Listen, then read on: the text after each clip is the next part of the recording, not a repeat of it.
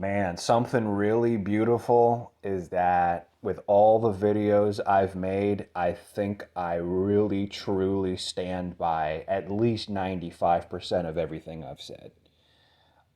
It just came from such a, uh, a place of solid observation and understanding. And I just genuinely, truly believe almost everything I've said on this channel. But one of the things that I've said, and probably like one of my best videos, is my recent video 2 months ago, the completion video, where I talked about how people are so Speedy Gonzalez with jumping from info source to info source that they don't really, truly, deeply savor and extract the full understanding of the implications of the things they learn, which is why it's better to kind of take it, you know what I mean? Cook that shit low and slow. And the thing that I really want to laser in on today that I don't think we really appreciate enough of is something I also touched on in my video that I made yesterday. I think it was yesterday. Um, is Benefics and Malefics, and just the implications of what that means. I've talked all throughout my channel about the logos spermaticos. This is just the raw force ordering all of existence, making it all make sense. You know, the logos is the word to arrange things as in a sentence. That's how we make sense to each other. You know what I mean? If I'm talking to another person, I need to reach them. We can take reality, we can break it down into syllables, we can put those syllables together such that they mean certain things, and then we put those words together to create a sentence, and then that makes it make sense. Well, and that's what it is. It's a grammar, it's a syntax, it's an ordering of words such that it gives it meaning. And that same process is found throughout our entire universe. The universe is ordered in such a way that it's given meaning by virtue of how it's ordered and intelligently designed. And that is the logos spermaticos. One of the elements that really drives home how beautifully harmonious and ordered our world is astrology. But perhaps embodying that point more than anything else is benefics and malefics. Benefics have a lot of different roles. In a very simplistic sense, they bring pleasant and enjoyable outcomes. But more than that, they tend to open things up. Like Picatrix, one of the things Picatrix mentions is that the things that Mars closes up, Venus, in its cooling effect, has the property of opening up, right? And of course, we know that Saturn is known for its restrictions, constrictions, limitations, and Jupiter is known for its expansiveness, opening up opportunities and possibilities. And they're like equal, you know? Like Saturn is a planet of bad luck and Jupiter is a planet of good luck, and they're like equal. And Mars, which brings these conflicts, which brings this bloodshed, which causes harsh words to be said. Mars and Saturn both rule ugly things.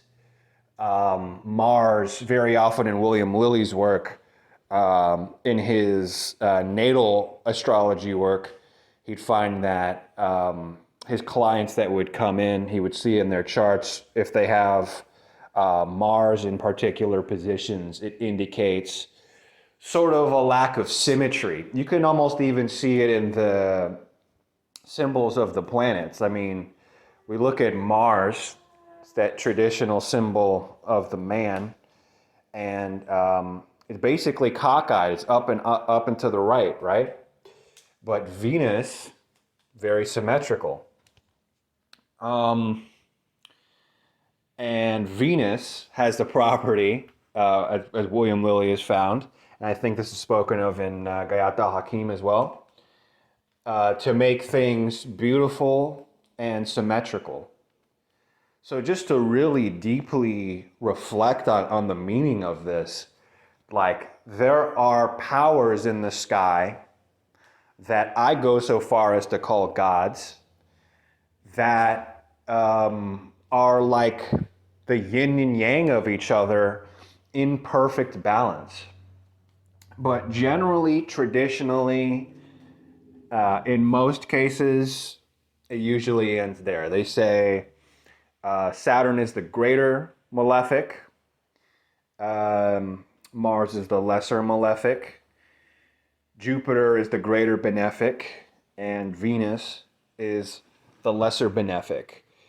Now, Picatrix has made arguments for Ketu being malefic and Rahu being benefic.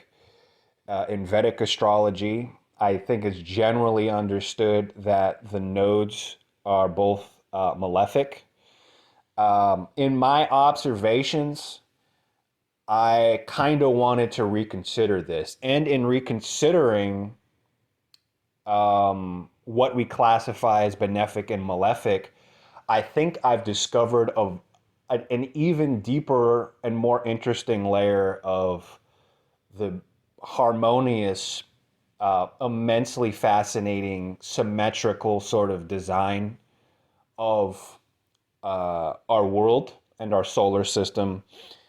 And I'm going to get into that now. Well, pretty much what got me on this line of thought is I was going through my Facebook group, Mage School, and I came across a post I made, and my caption was, De Quindecim Stellis claims the sun is a benefic, then instructs you to only use Algorab talismans as cursed talismans. Algorab is a fixed star. It's called Ala Corvi, the crow star, and it is intensely malefic. So malefic, in fact, that you would only really ever use it as a cursed talisman. I think the reason this is you see, Algol has Saturn and Jupiter. In my own experience and research, I would add Mars to that, but there is Jupiter in there and is benefic. Now, Algorab is of the nature of Saturn and Mars. It's like, okay, Saturn and Mars are the troublemakers, right? They like to cause trouble. And those malefics have to be there, by the way. If you think about it, it's like, what would life be like if it was just all positive all the time?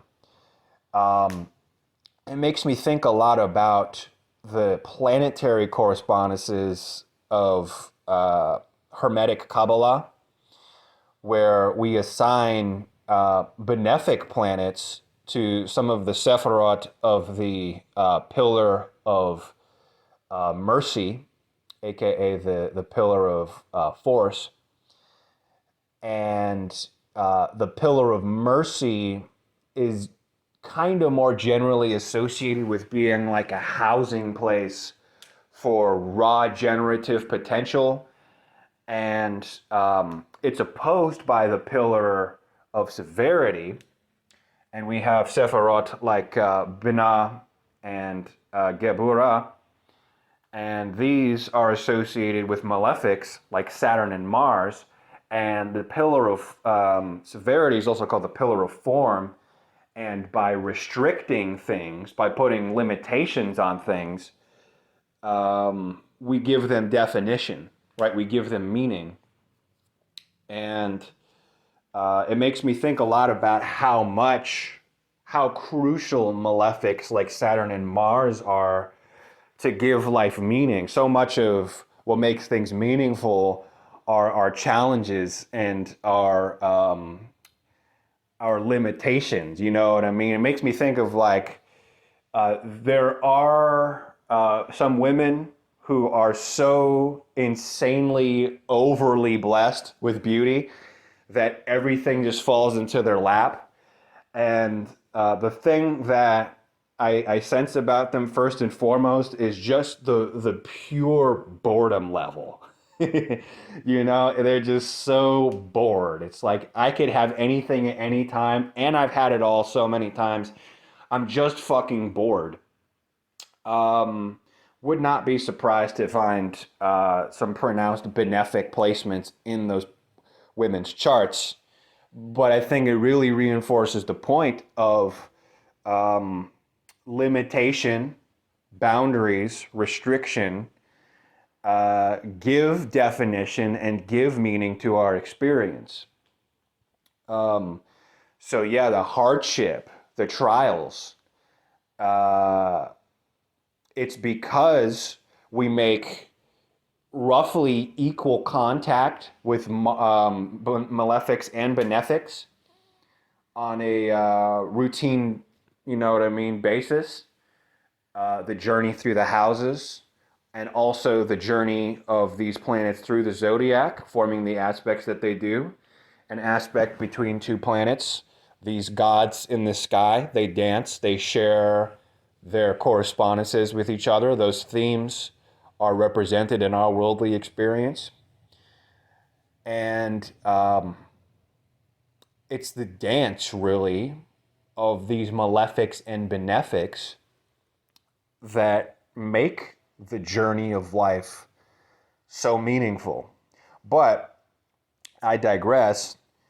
In De Quindecim Stellis, it says regarding Algorab talismans, now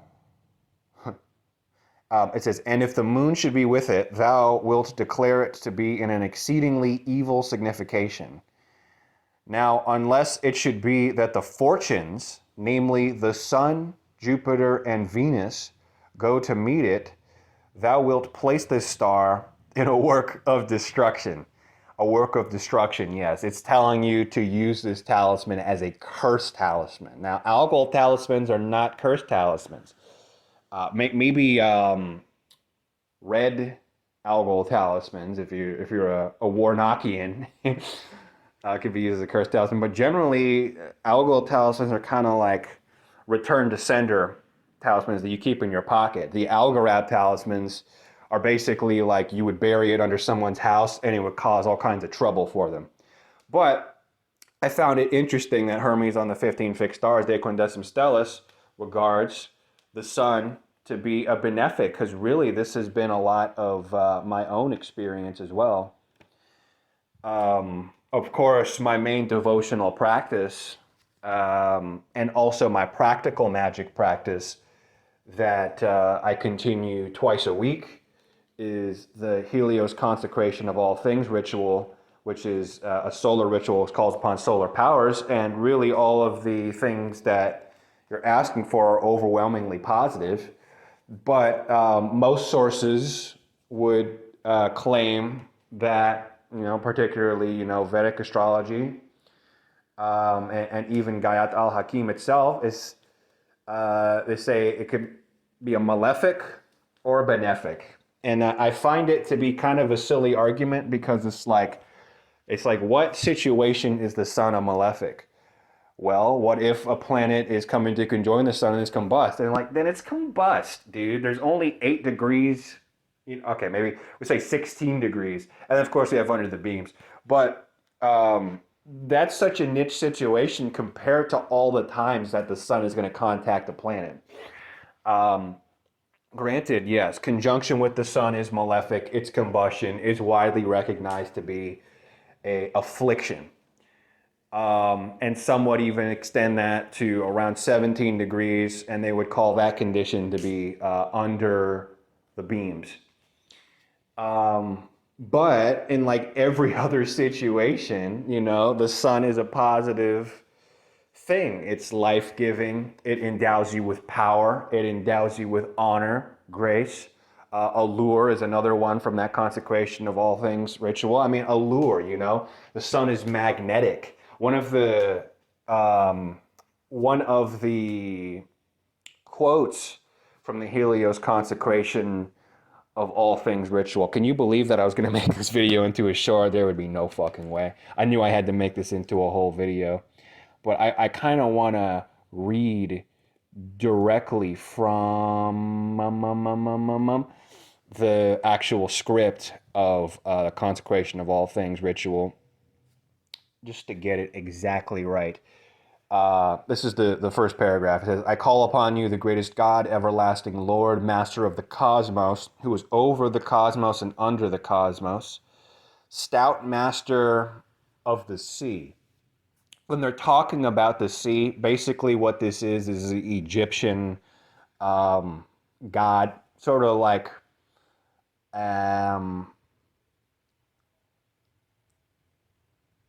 Hellenic sort of Egyptian god called Shai, late Egyptian, that was said to be sort of like a serpentine, and it vivified the primeval abyss.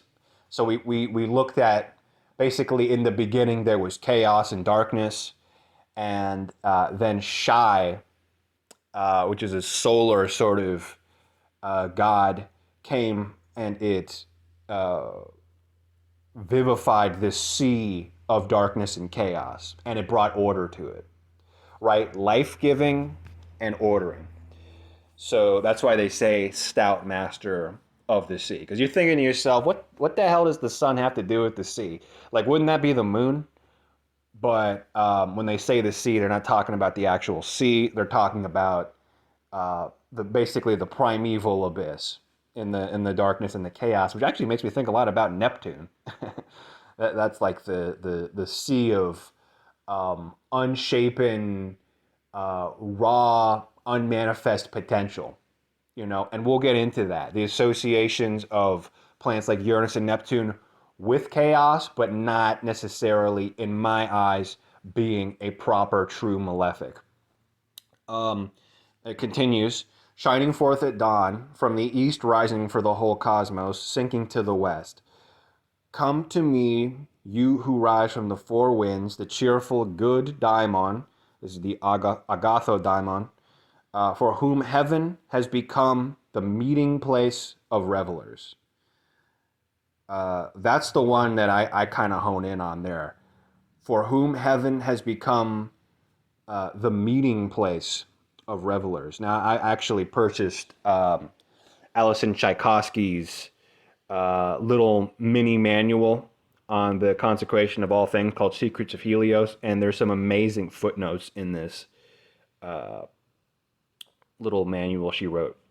And it says, I've translated meeting place of revelers from komasterion, which originally referred to the meeting place and processional route of the komastai, who were drunken revelers that participated in a celebratory ritual known as komos.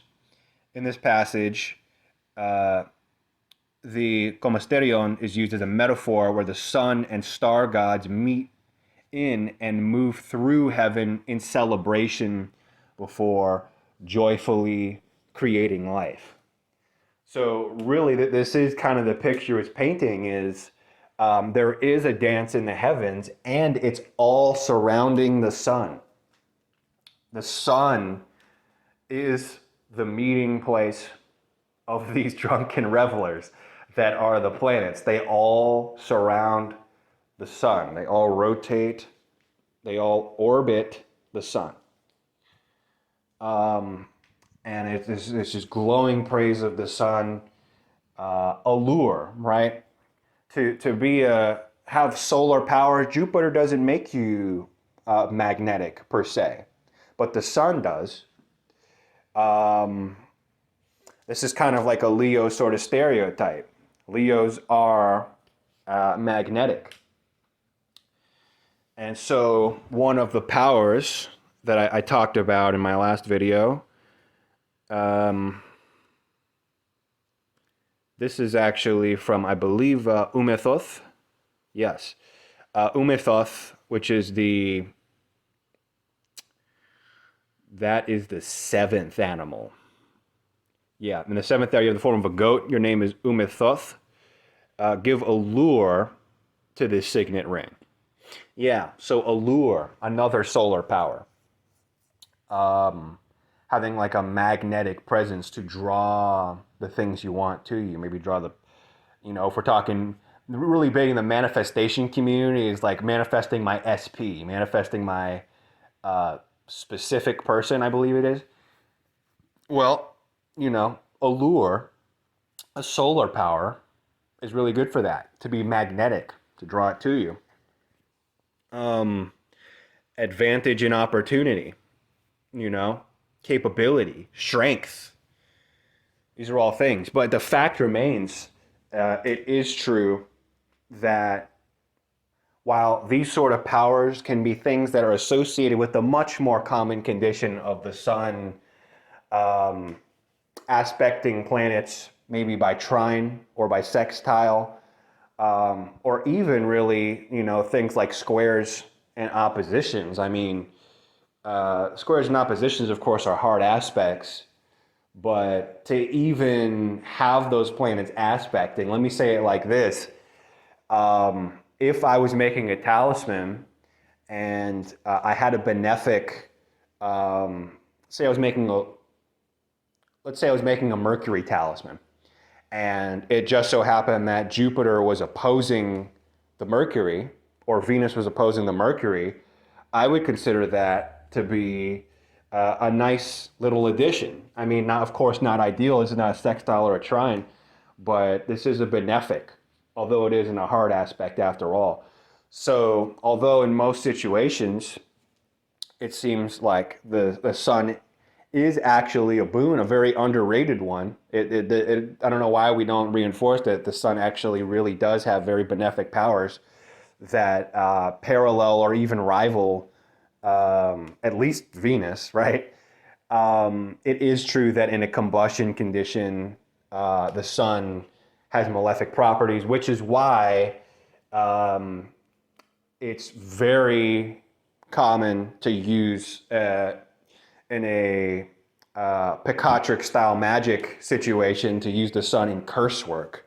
It's true. The planets that are used in curse work are, of course, Mars. Really interesting. Mars is really like the main one they use in Picatrix, and there's really not a lot of materials for Saturn curses. Maybe because it would be so dire, or maybe because it would unfold so slowly that no one would even be interested in such severe curses that would unfold so slowly. I don't know why. But the third one is the sun. Yeah. They really use the sun in combustion style settings to make, to either do curse petitions or to make curse talismans. Indeed they did. So what we have right now, we have Saturn, and this is just all the typical traditional stuff. We have Saturn and Mars as our troublemakers, the traditional greater malefic and lesser malefic.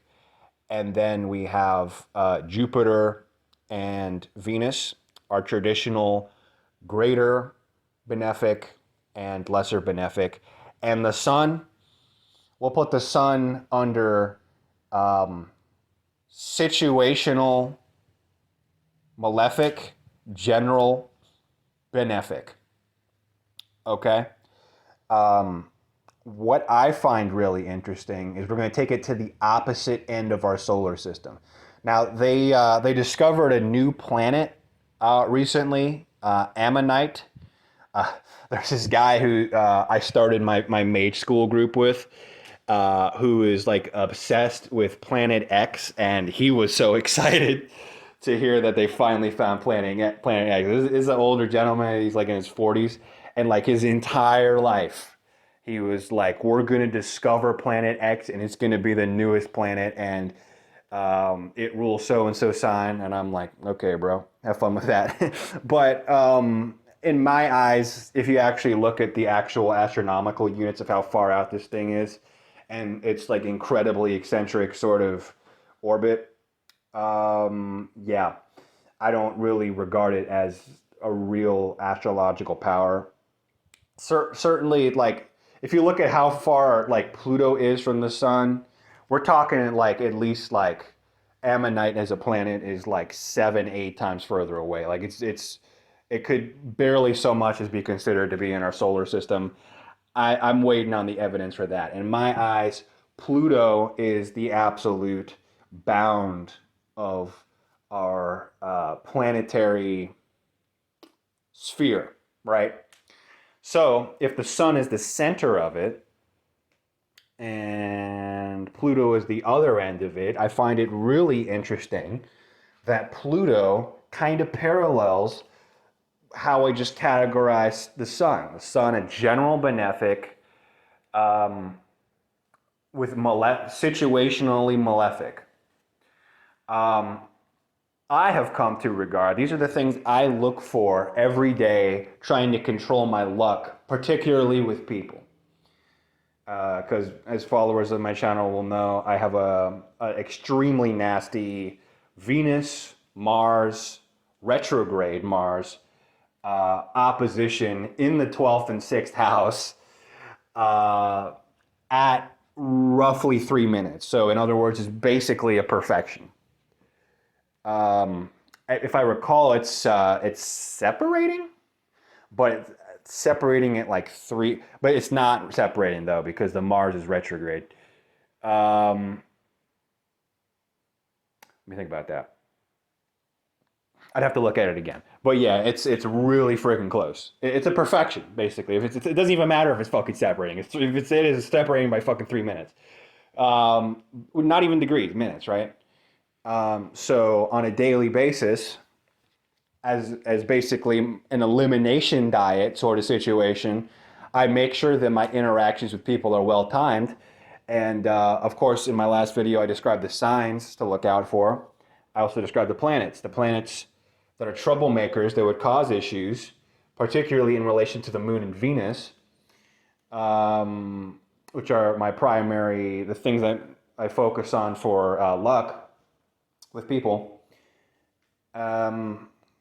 Mars, Saturn, and Pluto. Now, Pluto more so in a conjunction sort of setting, but also I pay attention to tight, close hard aspects. So like a very close square or a very close opposition.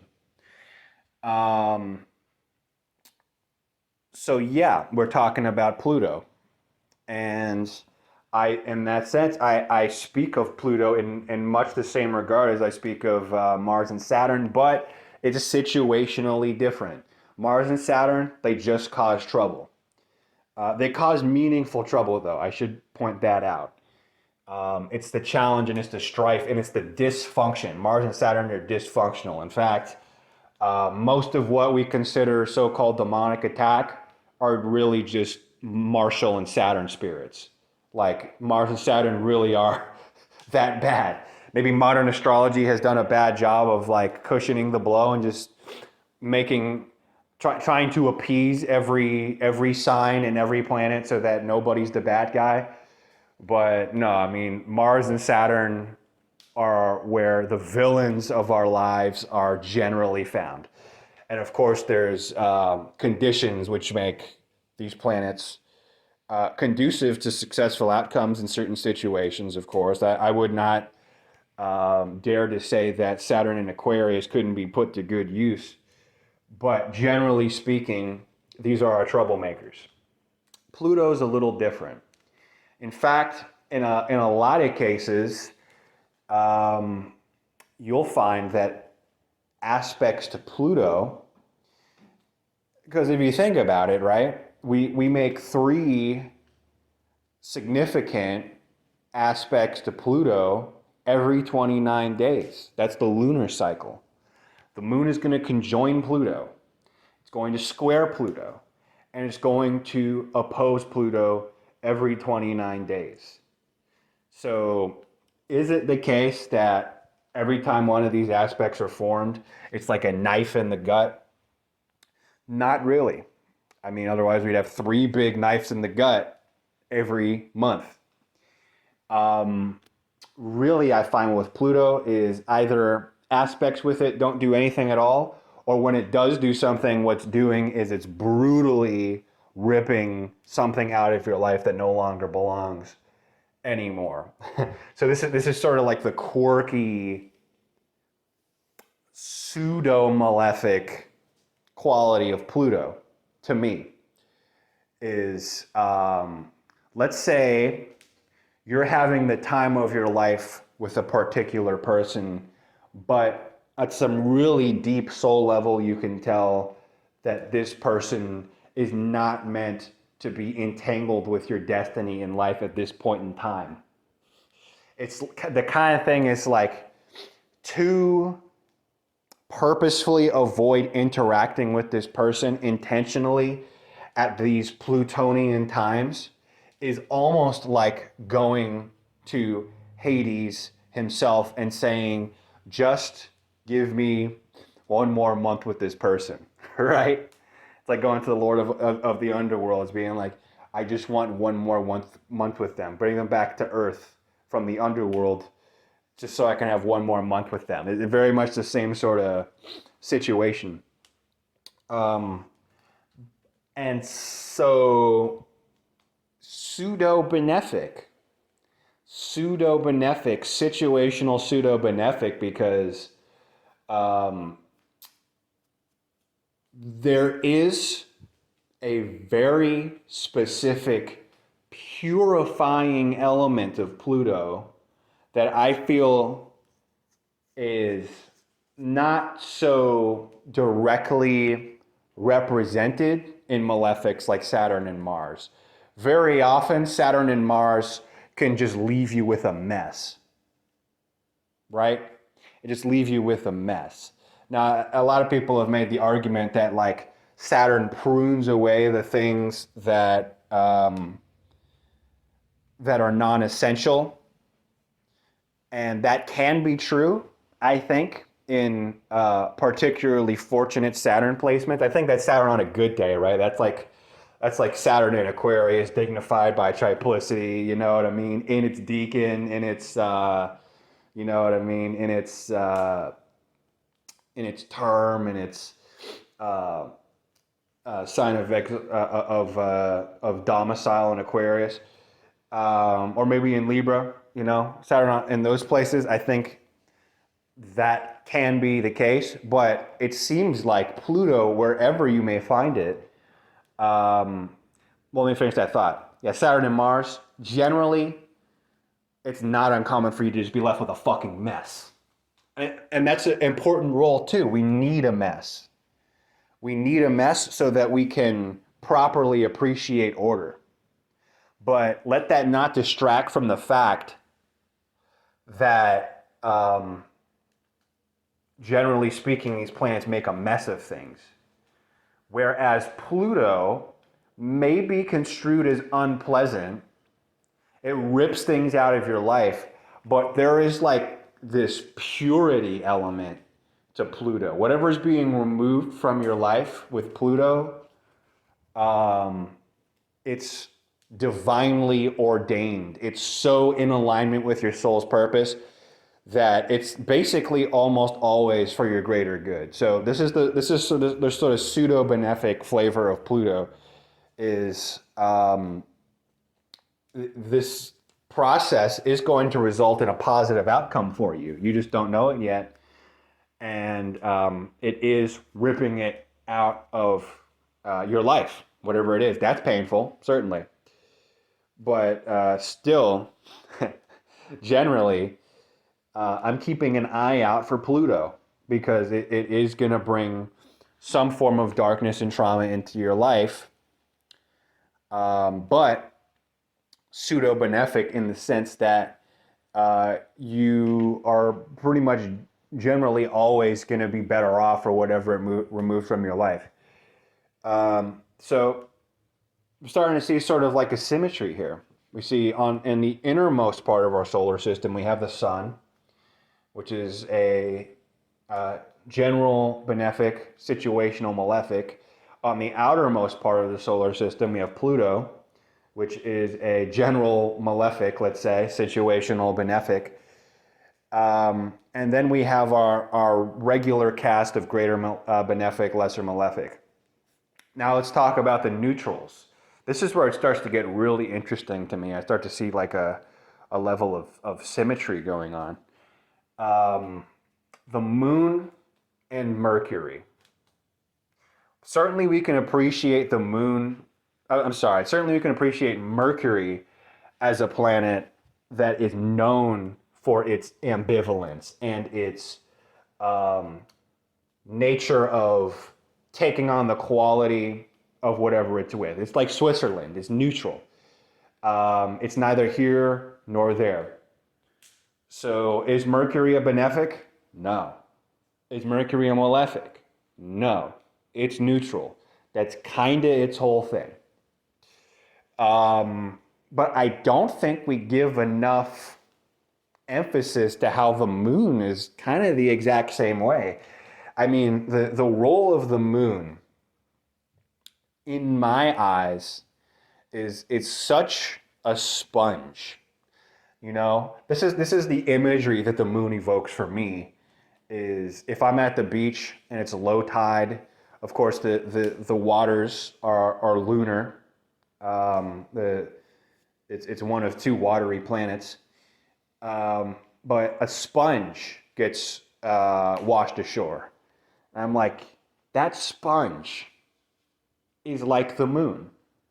What the moon does is it takes the rays of all the other planets, as the moon is the innermost planet. The moon is the innermost planet. And it takes the rays of all these planetary rays and it absorbs it and it brings it into earthly manifestation. That is the moon's role, is it gives birth to this comedy and drama that we call life by bringing forth all the rays from above it. It's a sponge. It has a little bit of its own identity, but for the most part, if you think about it, so many astrological arts are contingent upon watching the moon. And why is this? It's because the moon is what immediately brings things into our experience. In horary astrology, of course, we consider the Lord of the Ascendant in any sort of horary question, but we, as a secondary significator of the querent, the person asking the question in a horary astrology, we consider the moon, because again, the moon is what brings things into worldly outcomes, the outcomes of the things that happen in the world. We're paying very close attention to the moon. Same thing in electional astrology, same thing in astrological magic. Matter of fact, you'd have a hard time doing astrological magic in most situations if you're not forming an applying aspect of the moon with a planet that you're interested in harnessing its powers. So the moon aspecting planets is essential in all of these traditional astrological arts, and it's because the moon is what's associated with manifest action and outcomes. So yeah, in that regard, the moon really is like a sponge. It's not benefic, it's not malefic, it's just kind of a sponge. So it's neutral in that regard, just like Mercury. But what's interesting to me now is sort of like a parallelism. Because if we go one in from the sun, let's say, from the standpoint of, Earth, it's the moon. And if we go one, which is a watery planet, right? If we go one in from Pluto, it's Neptune, our other watery planet, right? And Neptune and Uranus seem to be neutral as well. And of course, Uranus is the higher octave of Mercury, and they both have very similar sort of qualities, very neither here nor there, sort of air element leaning mental activity qualities. So we see like a parallel, a symmetry there. It's like we have the watery planet Moon, one in, and then we have the watery planet Neptune, one in, from Pluto. And then we go one more in, and it's Uranus, neutral, airy. We go one more in from the Moon, Mercury, again, kind of airy, right? And Uranus and Neptune, I think it's a big mistake to categorize these planets as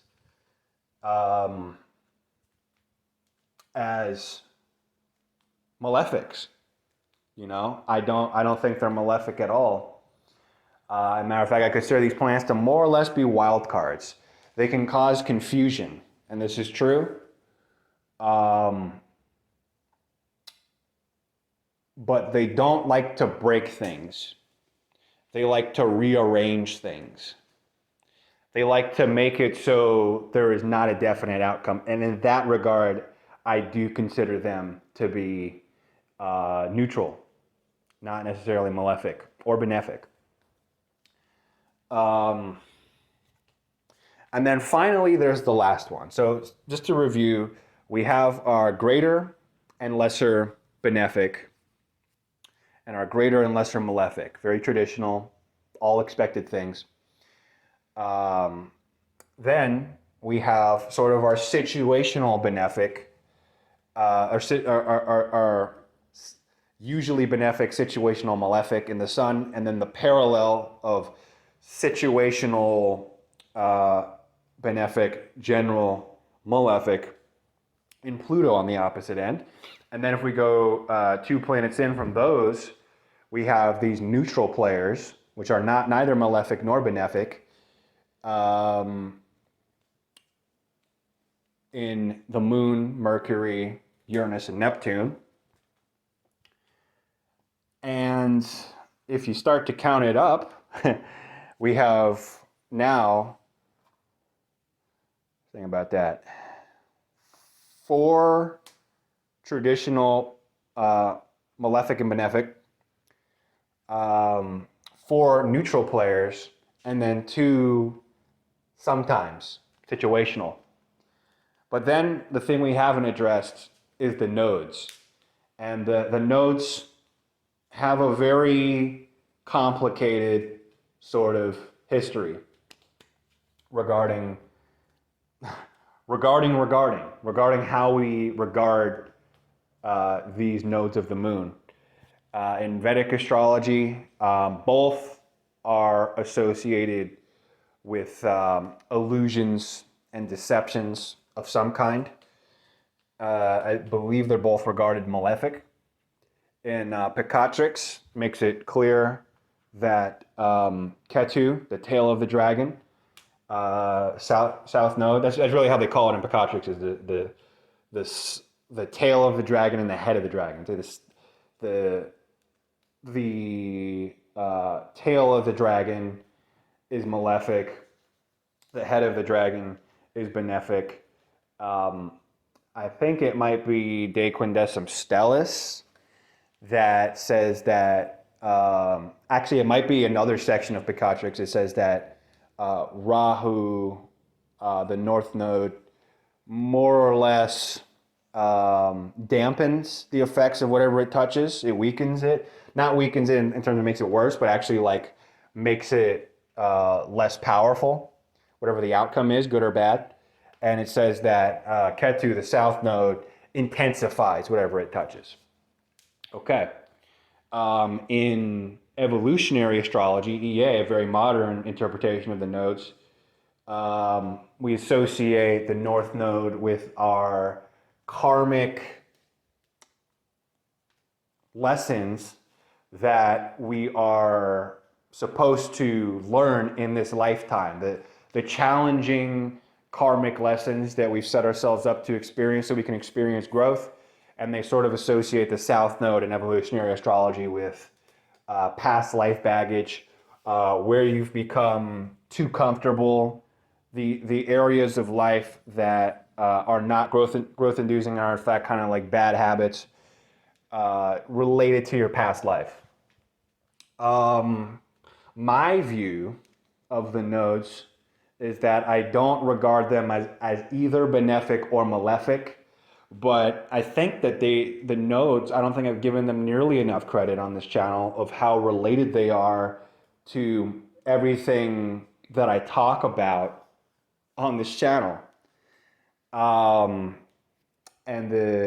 I think evolutionary astrology has maybe misconstrued the nodes a little bit, but I do find it very interesting that evolutionary astrology has basically four main things it focuses on. It focuses on the Pluto, it focuses on the nodes, and it focuses on the so-called Pluto polarity point opposite Pluto. So in the same way that I more or less centralize the importance of Pluto on this channel, so does evolutionary astrology. And now I think I'm going to give a proper spotlight to the nodes because Vedic astrology, I believe, hit the nail on the head when they observed that Rahu is about worldly indulgence. It's about stuffing your face with the things of the world, to be a worldly beast. And Ketu, associated deeply with spirituality, because it's about basically monasticism. It's about asceticism. It's about renunciation of worldly things to enter into an inner sort of spiritual path. I think maybe the most interesting thing about the nodes to me is that neither one is really the right answer. You know, it's not a question. This game of ours that we call existence is not so clear cut as to say, okay, well, clearly the solution, we've made an error. We've come out here into the world. We've made a terrible error. And what we should have been doing all along is worshiping Pluto and all of its significations, because that was always the right answer. I think I might have sort of insinuated that at times on this channel, and I think that might be considered to be part of the 5% of error in my estimation that this channel has accrued.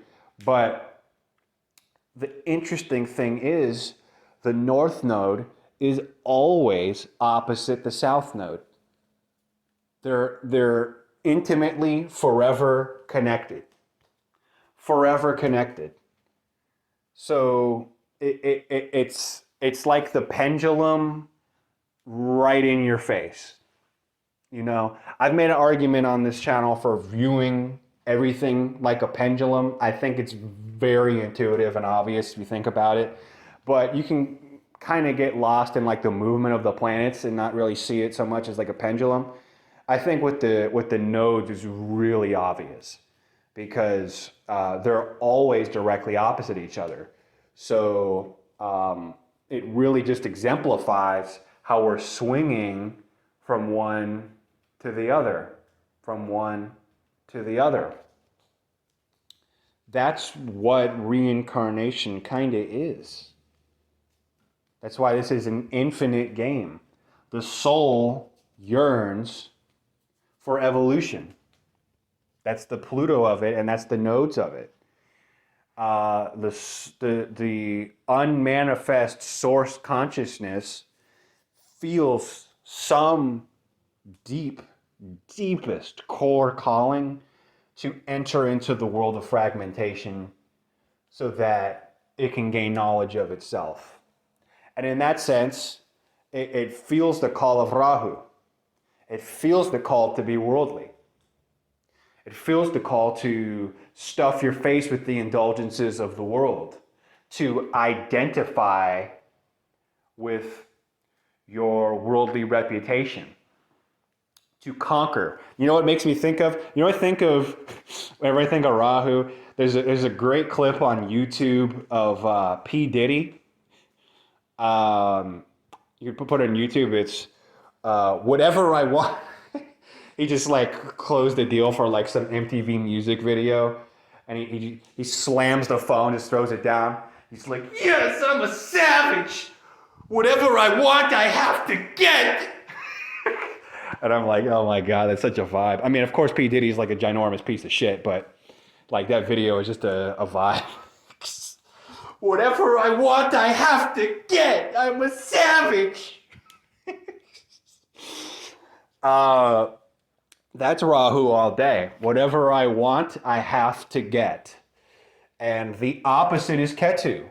It's like, I need to let go of whatever I want because it's an impediment to my inner experience of divinity and spirituality. But herein lies the tenets of it all, is we are bouncing back and forth between the world and source.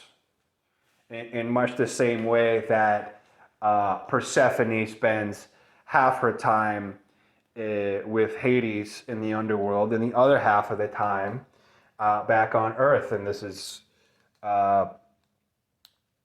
basically Demeter's sadness at the loss of her daughter for half of the year that causes the seasons and the shriveling of all the flora. And you know what I mean? Her sense of loss mirrors the loss in our sort of natural environment, you know what I mean? In the weather, in the seasons. I think her heart goes cold, the world goes cold, things die. But yeah, this is the tenets of it, is with the nodes, there is investment in the world, and then there's receding from the world. That's how I really think of the nodes. And in that regard, I don't necessarily consider them either benefic or malefic. I think they are the most central to what I talk about on this channel. Because really, the planets are complex personalities. They're gods. They literally are gods, just like the gods of Mount Olympus. And they have their own motivations, and they have their own things that, you know what I mean, delight them. And that they really are complex figures, the complex personalities. Like, I think that you reach a certain point when you start in these traditional arts, you stop seeing astrology as like, okay, this is just science. When this planet is here, these things happen. When this planet is here, this thing happens in this sign. The deeper you get into the traditional esoteric side of these things, you start to view things in much the same way that Iamblichus viewed them. Iamblichus doesn't speak of the planets as just being these orbs up in the sky. He says the gods, and these are the gods. They're there. They're there in the sky, and they have spirits associated with them. When I'm calling upon the powers of the sun or any planet, you know, I've done work with Venus spirits. What's that about? I mean, astrological magic is all about putting the spirits of the planets to use. These are living entities with personalities, but the nodes, in my estimation, are much more simple than that. There's not a lot of complexity to their motivations. Rahu desires worldliness. Ketu desires asceticism and monasticism and a turning inward. Rahu focuses outward at the world. Ketu focuses inward. Neither is really the wrong answer or the right answer, but there is a time for one and a time for the other. So I think that really interesting there, again, is this symmetry. Rahu and Ketu are always opposite each other, and they're always balanced. It's a perfect balance. everything of which I spoke is like a perfect balance. And that, to me, is the Logos Spermaticos in effect, the brilliant, intelligent design of the universe. The capital G God, not, you know what I mean? Not Yahweh, not like some, I don't even want to say Bronze Age disparagingly because almost everything of which you speak is traditional and very old, but really when we're talking about Yahweh and El, we're talking about like these, specifically Yahweh, like a minor god of storms and war that is in like a really old pantheon. It's like super fucking random that like what most people consider God today is this one specific god who, if you look into it, was like this minor like borderline demigod, you know what I mean? And it's like it got co-opted as like the national god of Israel, and suddenly this is capital G God. No, bro. I don't put any consideration into Yahweh at all. When I speak of God and the Logos Romanticos, I speak of the One. Neoplatonic terms, the One. The One is in everything, and it carries with it this Logos Romanticos, ordering everything it touches. This non-dual light carries with it this non-dual light of source that is the One and is the good, carries with it these ordering powers wherever it goes, and you see this and you admire this beautiful, perfect symmetry. The One was fragmented, it divided, but in dividing itself, it divided itself perfectly. Perfectly. Benefics and Malefics, perfectly balanced. Opposite signs. Don't listen to these constellational zodiac dipshits. They don't know what the fuck they're talking about, okay? You can't do any sort of astrological science with a constellational zodiac. Your horary astrology doesn't work. It can't make accurate predictions. Your electional astrology is all bullshit. Throw it out. Throw out 13 sign astrology. I'm glad you guys are having fun with your, you know what I mean, eccentric adventures through your mind. I'm talking about real sciences that actually fucking work. If you study under a real teacher and you start to actually practice on people to see if your techniques actually bear results. Real tropical zodiac astrology. It's perfectly balanced. 30 degrees to each sign. Opposite signs, all perfectly balanced. The planets, yin yang, opposite gods, opposite gods. Venus and Mars are like brother and sister, and they're yin and yang perfectly. We need to savor things, is what I'm saying. It's like I said in the completion video. Like you flit about from grimoire to grimoire. You flit about to esoteric science not savoring, not appreciating the depth of what it means. And when you do appreciate the depth of what it means, it transforms your worldview and you start to see things in a more accurate way. So I think that's really all I have to say in this video. It's an appreciation of the heavenly, divine logos and order that permeates all existence. It is God. The astrology is God. It is the Logos Spermaticos. And I hope that this video has been insightful to you and has maybe changed the way that you look at things. Thanks for joining me, and TTFN.